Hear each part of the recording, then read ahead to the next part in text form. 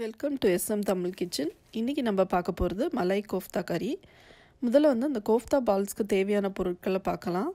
ஒரு பாயில் பண்ண பொட்டேட்டோ 3, வேக வச்ச காய்கறி ஒரு 2 கப்பு, பன்னீர் துருவுனது ஒரு 200 கிராமு, சில்லி பவுடரு, மல்லித்தூள் ஒரு 2 டீஸ்பூன், கரம் மசாலா 1 டீஸ்பூன், தேவையான அளவு கொத்தமல்லி, அப்புறம் கார்ன்ஃப்ளவர் 1 கப்பு, சீஸ் ஒரு அரை கப்பு வச்சுக்கோங்க, அப்புறம் தேவையான அளவு உப்பு. இப்போ கிரேவிக்கு தேவையான பொருட்கள் 2 வெங்காயம், 2 தக்காளி, ஒரு 5 பல்லு பூண்டு, ஒரு சின்ன துண்டு இஞ்சி, தேவையான அளவு கொத்தமல்லி, ஒரு 3/4 கப்பு தயிர், ஒரு அரை கப்பு ஃப்ரெஷ் க்ரீம் இருந்தால் போட்டுக்குங்க. அதுக்கப்புறம் ஒரு 2 டீஸ்பூன் மல்லித்தூளும் மிளகாய்த்தூளும், 1 டீஸ்பூன் கரம் மசாலா, ஒரு 10 முந்திரி, அப்புறம் கசூரி மேத்தி 1 டீஸ்பூன், தேவையான அளவு உப்பு. ஸோ முதல்ல நம்ம அந்த கோஃப்தா பால்ஸ் பண்ணிக்கலாம். அதுக்கு அந்த உருளைக்கிழங்கு நல்லா இந்த மாதிரி மசிச்சுக்குங்க. அதிலே அந்த வேக வச்ச காய்கறி எல்லாம் போட்டுக்கலாம். இதில் கேரட்டு, பீன்ஸு, பட்டாணி நான் போட்டிருக்கேன். அதுக்கப்புறம் நம்ம கட் பண்ணி வச்சுருக்க கொத்தமல்லியும் துருவுன அந்த பன்னீரையும் இதில் ஆட் பண்ணிக்கலாம். ஸோ இதில் இப்போ தேவையான உப்பு, அப்புறம் நம்ம வச்சுருக்க அந்த மசாலா பொடி எல்லாத்தையும் இதில் ஆட் பண்ணிக்கலாம்.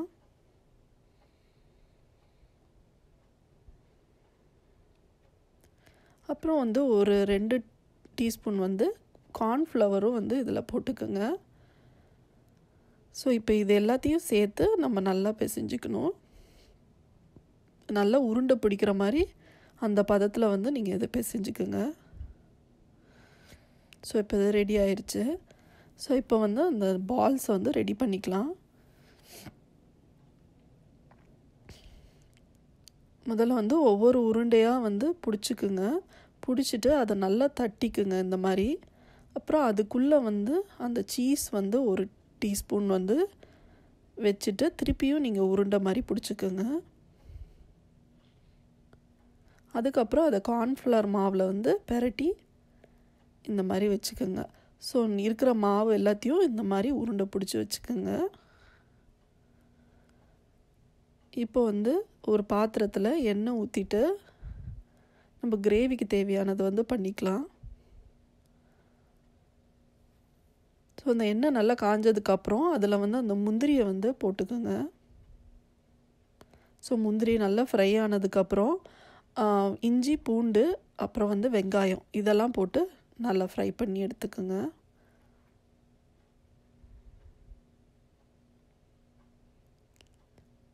இந்த வெங்காயம் நல்லா கலர் மாறினதுக்கப்புறம் நீங்கள் இதில் தக்காளியும் சேர்த்துக்கலாம். நம்ம இதெல்லாம் அரைக்க தான் போகிறோம். ஸோ அதனால் வெங்காயம், தக்காளியெல்லாம் நீங்கள் பெருசாகவே கட் பண்ணி வச்சுக்கலாம்.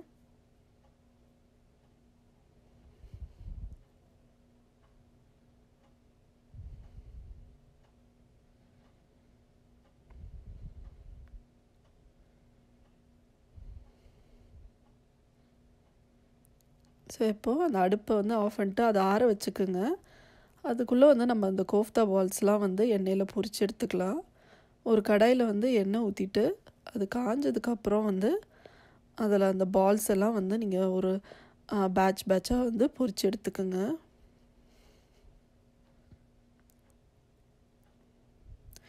இந்த பால்ஸ் நீங்கள் வெறும்னே சாப்பிட்டாலும் நல்லா டேஸ்டியாக இருக்கும். நீங்கள் குழந்தைங்களுக்கு கூட நீங்கள் ஈவினிங் ஸ்நாக்ஸ் மாதிரி இதை செஞ்சு கொடுக்கலாம்.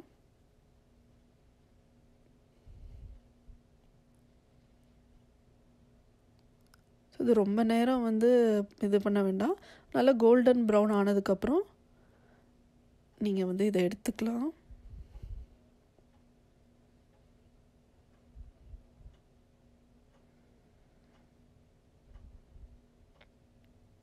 ஸோ இப்போ அந்த ஆறுனதை நம்ம அரைச்சி எடுத்துக்கலாம்.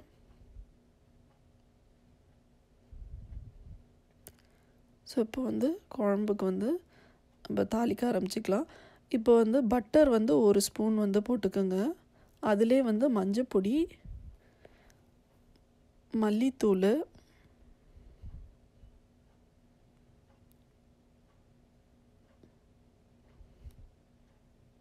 மிளகாய்த்தூள்,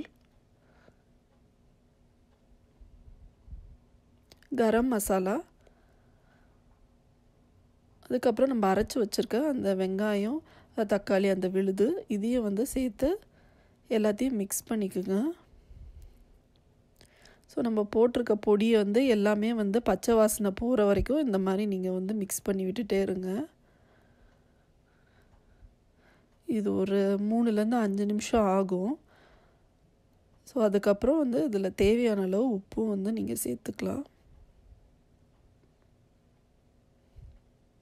ஸோ இப்போ வந்து நீங்கள் வச்சுருக்க அந்த 3/4 கப்பு தயிர் வந்து இதில் ஆட் பண்ணிக்கோங்க. அந்த தயிர் போடும்போது கொஞ்சம் பீட் பண்ணி போட்டுக்கோங்க. அதே மாதிரி ரொம்ப புளிச்ச தயிர் வந்து இதில் ஆட் பண்ணாதீங்க. ஸோ இதில் தேவையான அளவு தண்ணியும் ஊற்றிட்டு அதை நல்லா மிக்ஸ் பண்ணி விட்டுக்கோங்க.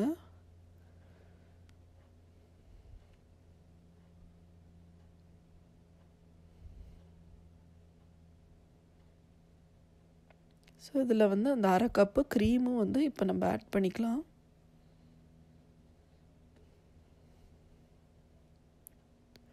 ஸோ இது எல்லாத்தையும் வந்து நல்லா மிக்ஸ் பண்ணிவிட்டு இதை வந்து மூடி வச்சு நல்லா கொதிக்க விடணும்.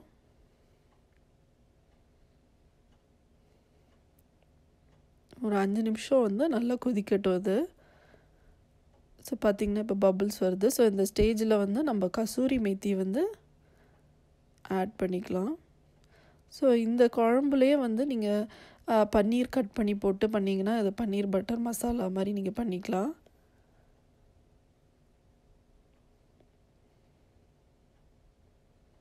ஸோ கசூரி மேத்தி போட்டு நல்லா மிக்ஸ் பண்ணி விட்டுட்டு இப்போ வந்து அதில் அந்த பால்ஸ் எல்லாத்தையும் வந்து நம்ம ஆட் பண்ணிக்கலாம்.